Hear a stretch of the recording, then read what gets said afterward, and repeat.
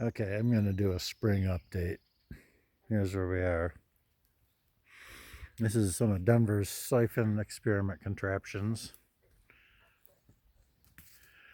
The idea is to create a self-perpetuating small siphon, and we would improve on that technology as we went. Because our spring is really good flow of ice cold water coming out of a gash in the side of this hill. It used to be coming out of the hill until the beavers moved in about 8 years ago and brought the level up. And now it's underwater. Right there, those rocks in that water. And I made a V of these cinder blocks and just kind of, we're trying to direct the flow. We're just putzing around doing stuff.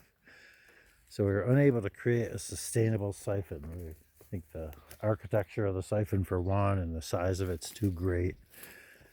We think we had a water closet problem up there on the top that really needs to have a check valve. We need a couple check valves.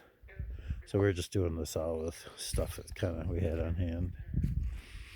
So what I've done is taken, there's 3 main areas of the spring, here, and here, and they flow right there. And I just made kind of a big underground funnel. Put some PVC stuff on the end of that sheet metal and see if we can direct it down to 4 inches and go from there.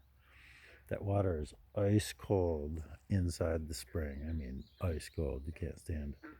So right now we're just dunk and carry, and we have all the nice clean water we could want. We do filter it just for direct drinking out of bottles, just because of particulate, but it's wonderful water that both Eric the farmer and John the beekeeper have been drinking from for years. But now that the beavers have brought it up, this entire beaver complex is fueled by this spring.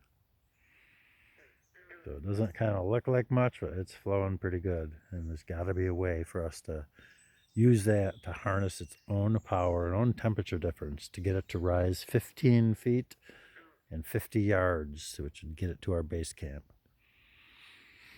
Plan B would be to keep going with this idea and bring it all up above the edge and make a bowl, line it with plastic, and just create a dam. If we could get that to fill up even 3 inches above the surface of the rest of the water, we're basically home free. That's head, and we have flow, and we can make it work from there. Plan C is renewable energy pump. Simply pump it up using a solar pump. So we haven't even gotten a solar array yet. We don't even need it. We're just operating off 12-volt batteries. So that is catching up on the spring.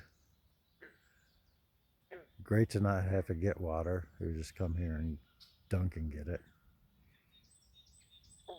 But we want to make this a power source also. So Denver's a mechanical engineer.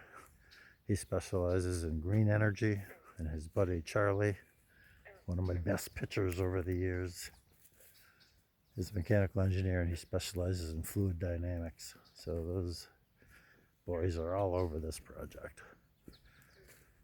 So there you go. There's our spring update. Okay, our walk is done. I'm going to make some food.